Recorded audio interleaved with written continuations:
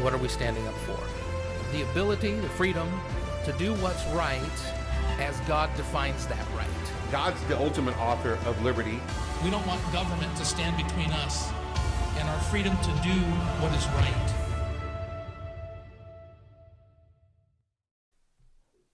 Start that timer too.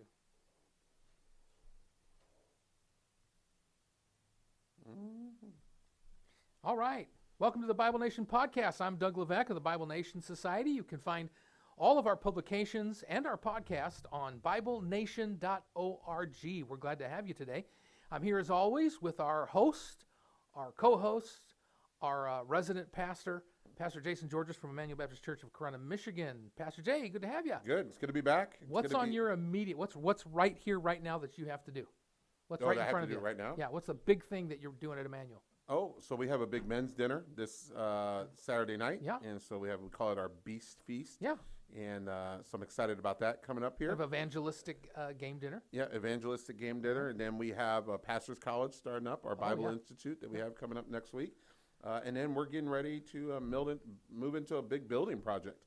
And so we're going to be presenting that to the church over the next couple of weeks. So busy schedule. Awesome. Pray for Emmanuel Baptist Church. They're the ones that host the ministry and the offices and the podcast for the Bible Nation Society. And much of what we do happens here first. And so pray for this dear pastor, this dear church as they go into these ministries, and especially for this building project, because something this big, usually it takes a year and a half, 2 years to accomplish something like this, and the whole church has to get behind it. But it can be a great spiritual challenge, but it can also be a great spiritual blessing, and it can really end up helping launch more Bible Nation things as well. So we are so glad to be here at this wonderful church, and Pastor Jay, thank you so much. Hey, we are going to talk about the Saudi Peace Initiative. We are now into September of 2023. And who would have thought that things would juxtapose so much that we're talking about Saudi Arabia, the home to Mecca and Medina, and MBS, Mohammed bin Salman, right? The son of Solomon, right? Named Muhammad, right? The keeper of the holy places, talking about peace with Israel and signing the Abraham Accords. And so this is crazy. Apparently, the Saudis have been cooking something up for the last 3 years as kind of their own initiative to whatever the other Abraham Accords were, right? Part of that was somehow taking away the pure religion of Jerusalem as the Muslim factor, okay? They're willing to say in Saudi Arabia now, the Sunni scholars, that Jerusalem is important, but it is an important legend. So it's not on the same status as Mecca and Medina. Yes, it's the third most holy site, but the reality is it's not this necessary doctrinal, sacrosanct thing that everyone accept this. And therefore, it's possible that Jews and Christians can also share in it, and particularly for modern purposes, right? And so they've been cooking that up for 3 years. You've only heard faint little things about that because it's usually in Arabic, right, when it comes out. And the last 3 months, people have been talking about backdoor channels. Are they going to sign the Abraham Accords? But the last 3 weeks, in the month of August and here in September, it's been hot news. It's starting to explode. It's for real. It might not happen this year, but the fact that it's being talked about right before the G20, right before the high holy fall holidays, of Israel. Which is the biblical significance of this. Yeah, which we'll get to, and we've talked about before, is that, these things are being talked about right on these holidays, which are, of course, the practices of the future coming of Christ. Right. And so there's significance. The Jews see it somewhat that way. The Muslims actually see it somewhat that way, although they might be more prone to an instead of Christ, an antichrist, and Christians shouldn't be, right?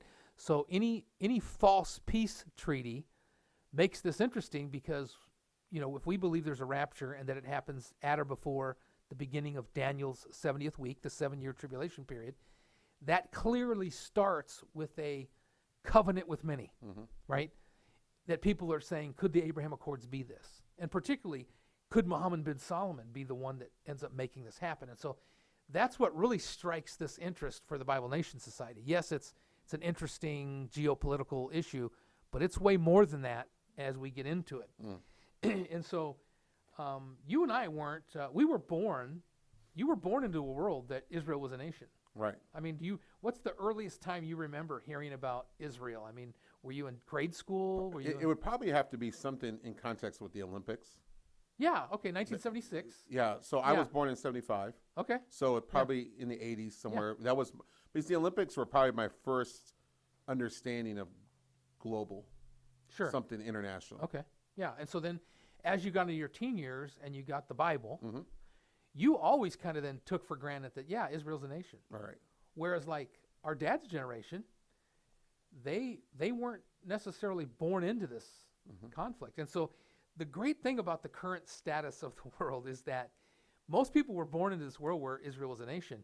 And really, prior to World War II, or the nuclear age, or the end of the World War II age, 1948 was when Israel became a nation in a day. For 2,000 years, it didn't exist. When the Romans destroyed it in 70 A.D., they flattened it, they salted it, they cursed it.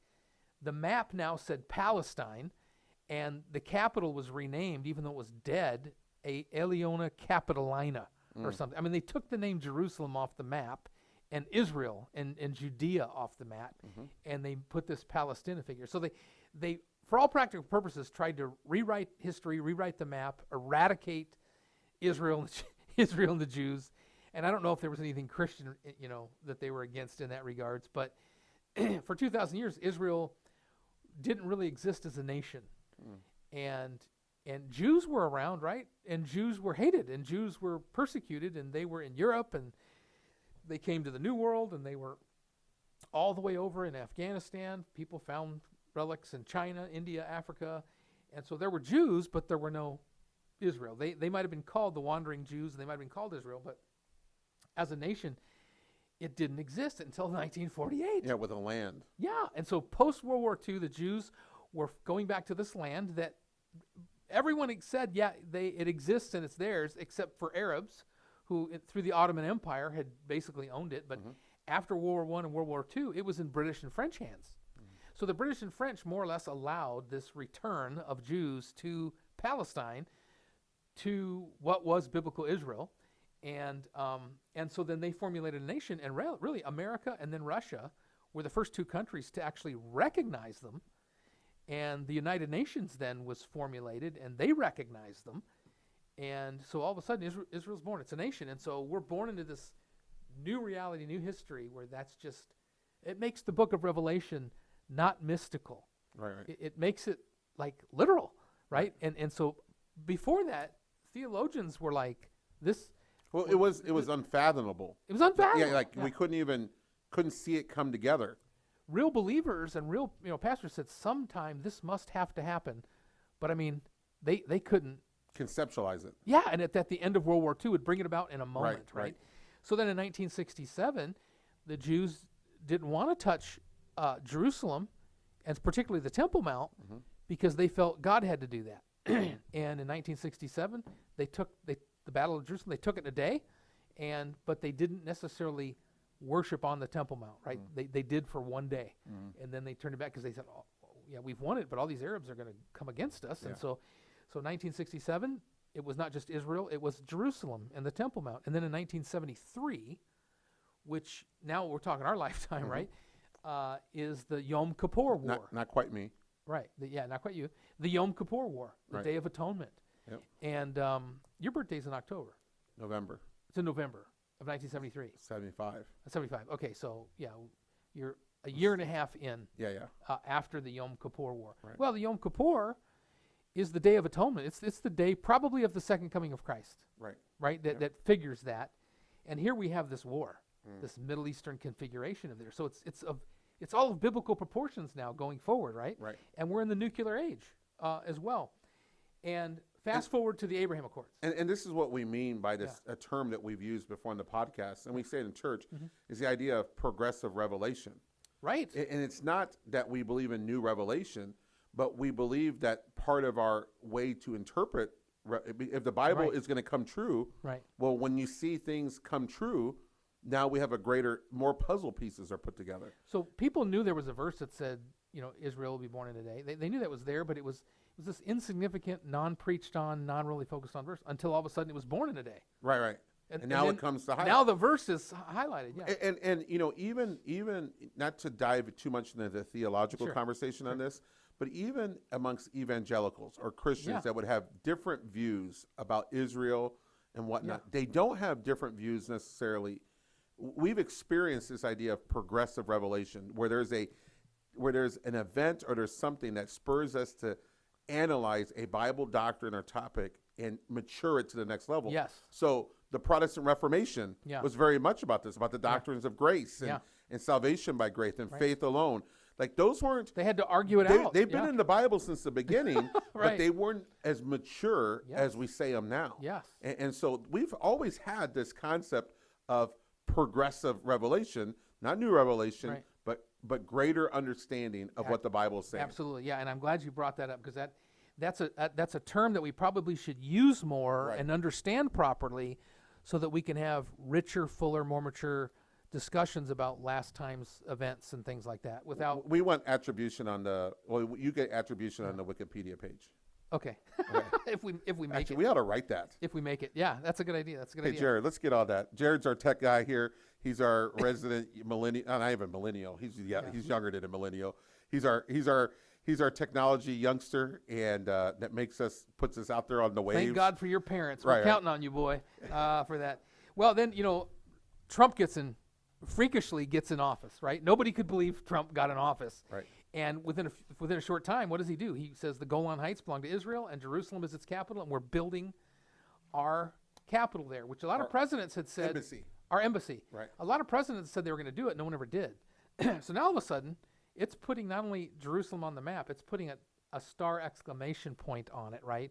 In modernity, Jerusalem's become a cup of trembling to the whole world, says Zechariah the prophet. Yep.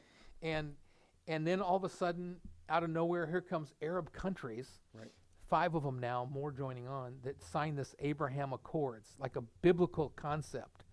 Abraham's children are all holding hands and signing this. Which coincidentally, let's go back, because I've been preaching to the book of Zechariah here recently. Yeah. That idea of a cup of trembling was given to a city that was destroyed.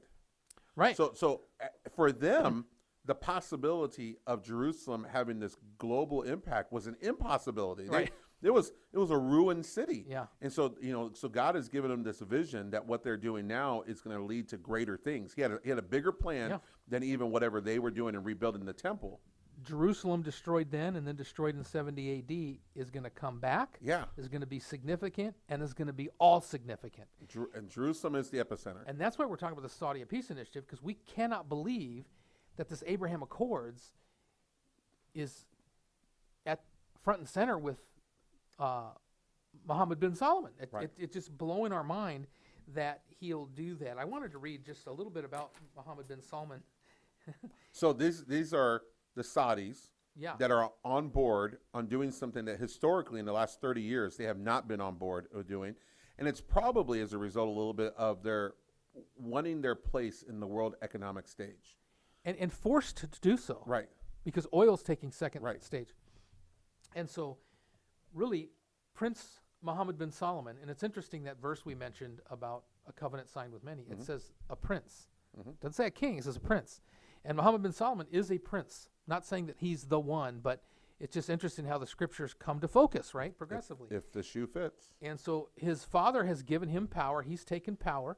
He's a strong man, but he's young, right? He's young. So he has this young idea. He's trying to build this linear city across the Arabian Peninsula that needs nuclear power. That's going to be a new technological city that he can offer the whole world. That's one of a kind. That's connectivity. That's has flying cars and all. It's like for real, right? He's really wanting to do this thing. He's having the best Russian-Ukrainian peace talks that anyone's had, right? They weren't successful, but they brought everyone to the table. Even China was there. So he's trying to see himself and put himself forward like the Saudis were in the right place at the right time. The Biden administration, America is flailing. Let's get there. Netanyahu's flailing. Now's the time. And so progressive revelation is things that we could not have foreseen coming to fruition in such a rapidly short period of time. And then a guy like this comes forward. Now, this was a UAE political analyst, so he's not even a Saudi. He shouldn't ever necessarily have a great opinion of Salman. But he writes this opinion piece, and lo and behold, it's published in the Jerusalem Post. So it's like strange bedfellows, right? That doesn't even talk to him. But it says, the ongoing efforts by the U.S. to establish normalized relations between Saudi Arabia and Israel have taken center stage in recent months across Middle Eastern media. Developments about this originate from both American and Israeli perspectives, while Saudi comments remain scarce. This aligns with Saudi diplomacy's overarching approach, one of preserving secrecy and discretion until official document arrangements are finalized, akin to their handling of the Riyadh-Tehran rapprochement. Saudi diplomacy stands out for its composed and sagacious demeanor, earning it a profound respect and recognition on both regional and international platforms. This approach also affords substantial leeway and time to meticulously pursue well-defined objectives, far from the clamor of the media, which frequently turns into pressure instrument on the fringes of any political undertaking. President Joe Biden's administration views the successful advancements of its initiative to normalize relations between Saudi and Israel as a notable accomplishment ahead of the 2024 presidential election campaign. On the other side, Israel regards Riyadh's involvement in the peace process as a profound transformation in the Middle East geopolitical landscape, a characterization that holds true. And I don't have everything, but I'm going to go ahead and skip ahead a little bit with this. And so if you see me using, this is for my one eye here, so I can see what's going on. Instead, this transformation is fundamentally directed toward shaping a future for the kingdom's upcoming generations. So this is Saudi initiative. Its objective is to forge a Saudi Arabia that resonates with the aspirations of its youth and general population, positioning it in a manner that befits a regional powerhouse encompassing the entirety of both robust and subtle influence. This strategic endeavor guarantees that Saudi Arabia possesses the capacity to exert its impact on the global stage in a way that advances its interests and safeguards it against becoming ensnared in conflicts or crisis that might obstruct its resolutely ambitious development path. Therefore, the normalization with Israel and the pursuit, I mean, it's just crazy, those words, the normalization with Israel and the pursuit of reconciliation with Iran is aimed at fortifying security, peace, and harmonious coexistence in a region that has long grappled with instability. This role falls squarely within the purview of Saudi Arabia, a vanguard in the Islamic world. So there's a very important phrase in there, or entity that's added into there. What they're trying to do is accomplish the impossible, which has been impossible, of peace with Israel and Iran. Right. So now they're the middle piece on this. Yes. Because Iran is the sworn enemy of Israel. And it's interesting that the UAE guy is the one that's kind of singing his praise. This article doesn't necessarily praise the U.S. or praise Israel. It kind of praises Saudi Arabia and MBS as being the genius of bringing this about and being the reasonable speech place. I tend to think that they just signed with BRICS, the economic, Brazil, Russia, India, China, South Africa, which is a economic powerhouse designed to counter the United States. Well, Iran just joined it, and so did Saudi Arabia. China just came and offered Saudi nuclear power for their new building project because the United States had kind of offed them on it after the Khashoggi murder, where MBS signed off on this one journalist getting killed in Turkey. That was big news, and Biden kind of wrote him off for a while.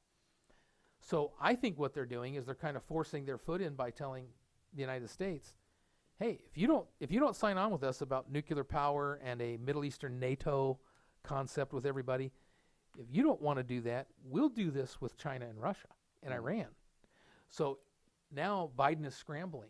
So they've made themselves the strong man in this conversation. Whether or not they want peace, they're going to play both sides of the fence on this, and Israel's forced then to say, what do we want to do with this?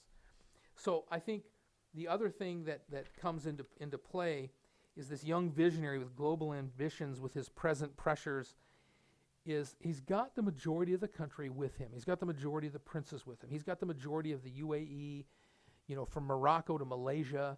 People are seeing this is what we want. We want to have a relationship with Israel because Israel has the tech, right? If we join this new configuration or this linear city NEOM, This all gives us access to that, and it gives our passport greater power.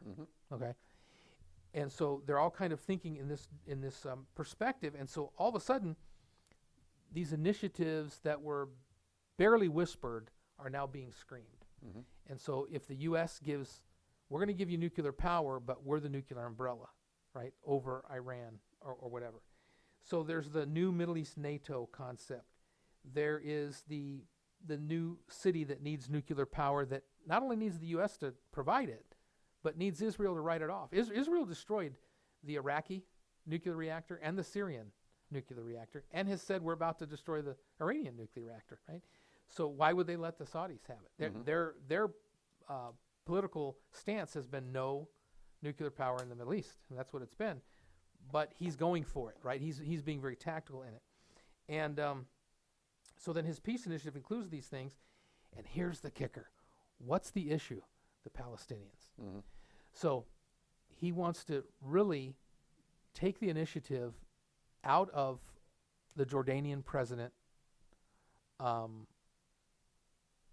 who is the, holder of Jerusalem, right? The Israelis are allowing him to be King Abdullah of Jordan, that he gets to be the arbitrator of Jerusalem and the Muslims there.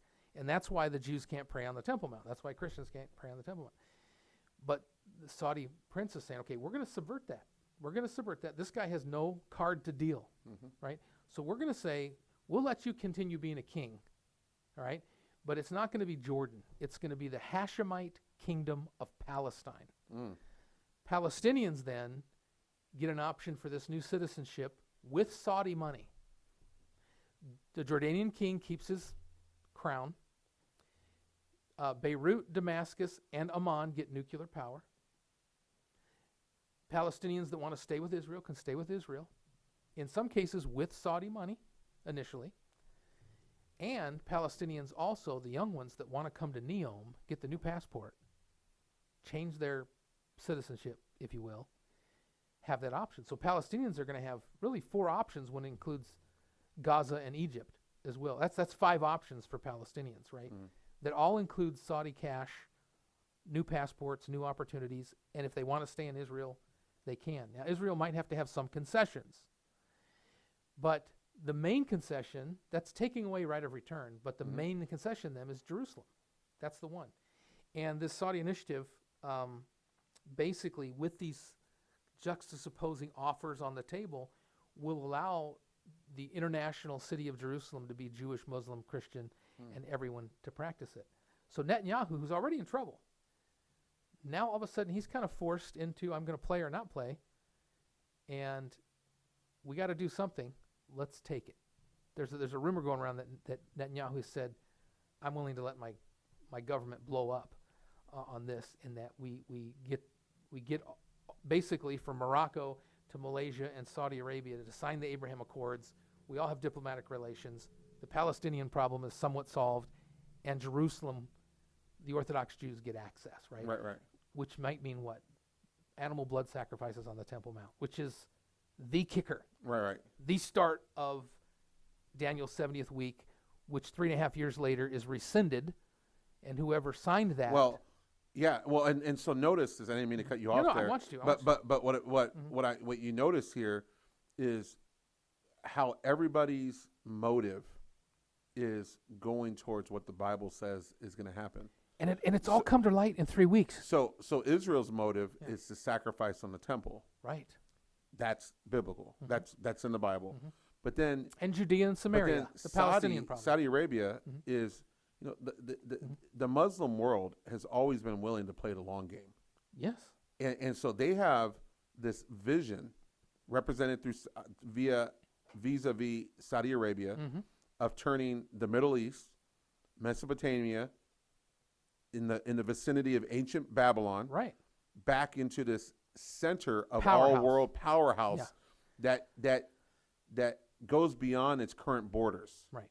Yeah, and so and that's same thing as well. And MBS doesn't just have Saudi; he has a regional and global ambitions. He sees himself as holding some cards that no one else has, and this is how his dad should have dealt with it, or at least now's the time to deal with it with these nuclear cards in line. And so all this has really come to light and has gone fast forward fourth gear, like in the last 3 to 4 weeks. And so it's worth watching because it's a cultural event, par excellence. And so, the Bible has always said Jerusalem would be this cup of trembling. Since the Ottoman Empire, the last 2 Alaska mosques have been destroyed by earthquakes, not enemies, earthquakes.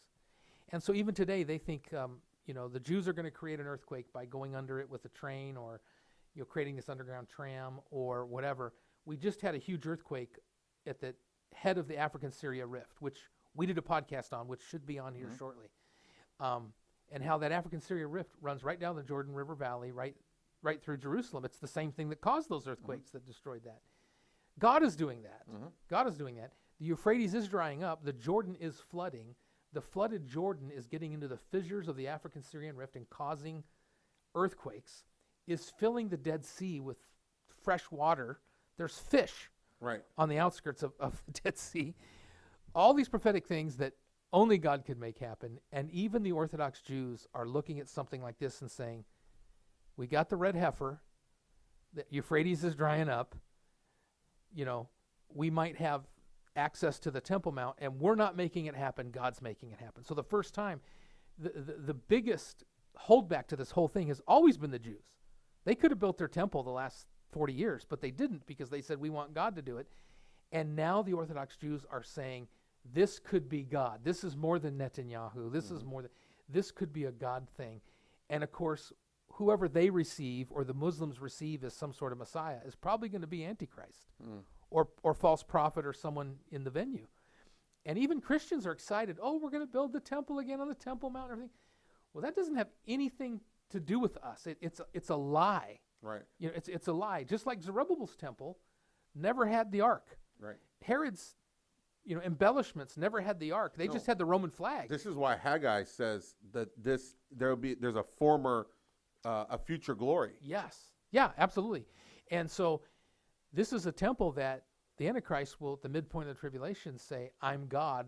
Make everyone take the mark and worship him as God. So it's a false peace. It's a false premise. It's a false initiative. So it's not even something that Christians should be saying, yay, we win, like MAGA Trump supporters, that don't quite understand, that this guy's about to have Vivek Ramaswamy as his vice president, who's a pansexual. People don't pay attention close enough. They just get a little bit excited about the wrong thing sometimes. And so, that Temple Mount is the political boxing ring of the day. And not even like, Tucker Carlson and Ben Shapiro, ABC, NBC, CBS, Fox News. It's not even that. There's a spiritual thing going on here. Between Satan, who's an archangel, and between the archangel Gabriel. There's some spiritual stuff going on. This is the ring. This is MMA times 5,000. Going on at this place, and progressive revelation is taking that to there where we need to realize what's going on. Yes, it's exciting in some respects. It's worth our attention. It's worth really our prayers. I think people should make sure they're saved and make sure that they're ready. Have the fear of God because you're about to meet him. You're about to meet him one way or the other, And yeah, we raptured because we're saved. But that then includes reward, right? The judgment seat of Christ. And so that would motivate me to just kind of make sure that I, double check. The Lord is coming. Right. And he's coming in that right quick, the old preachers used to say. And so these are exciting developments. They're cultural developments. They might not happen this fall, this Rosh Hashanah or whatever. But this is going to be the talk from here on out. This is a new paradigm that's happened in a day. And so we're not just talking about Israel. We're not just talking about Jerusalem. We're not just talking about the Temple Mount. We're talking about false Messiah, false covenant, blood sacrifice on the Temple Mount, starting Daniel's 70th week as a predecessor to the Antichrist at midpoint, putting the mark on everybody. So all of a sudden, this stuff is so progressive that people are cheering it on. People are excited about it. And I can get that. I get excited about it. But Christians need to be both excited and wary. We need to be awake Sure. look up for your redemption draweth. That's where I was going to go. Yeah, Yeah, so look you up. finish. You get Yeah, final no, word. also I was going to say, look up for your redemption draweth nigh. And so, first of all, it's the blessed hope for the believer, right? Yeah. The return of the Lord Jesus Christ, the rapture of the saints. It's the blessed hope. We realize that it's going to end, Yeah. or we're going to move on to the next step. Don't allow his absence to question his coming. Yes. So the Bible tells us these things, right? But then, it's the warning to the world Yeah. that, so as by fire, that, Jesus is coming back. The end is near. Yeah. And the timing, Be saved today. right now, people are saying, we're at the end of the limits of a constitutional republic under the Constitution in America. Like Yeah. we've stretched that to the end. Our moral credulity is at the end. We're at the point of having food shortages. We're at a high point of nuclear arsenals increasing. We've got a new COVID coming. We got all these things. Inflation and all this kind of stuff. And so then people begin to wig out, and they begin to sometimes lose God. But like He's your only hope in all this, because things are happening that you can't control and that you have no power of. But you can be aware of them and see this as, God's got this in His hand. God's got this. He's got this in control. And really, this is Him winning. It really is His winning, even though it seems kind of intense. You got to hear the music with us on this kind of stuff. And even if it doesn't happen, this week or next week, it's now in fruition. It might get a little bit scary. It might get a little bit darker to where you have to make your stands for the Lord Jesus Christ. You have to make some sacrifices or sufferings. But man, don't lose your hope. God calls it, like Pastor George has called it, the blessed hope. It is the blessed, happy hope that this thing is in front of us, a grand salvation, a grand deliverance. And ultimately, there is a real kingdom coming, Right. where Jesus comes as king, and we win over the earth. Right. And He wins over the earth. And so that is there for you. If you're watching, please contact us through BibleNation.org. You can click on this website, leave us some comments. We'd love to talk to you about these issues. Give us information that you know about. If you don't know the Lord Jesus Christ, trust Him today. That's really what this podcast is all about. So BibleNation.org, the best culture is a Bible culture. It's proven and it works.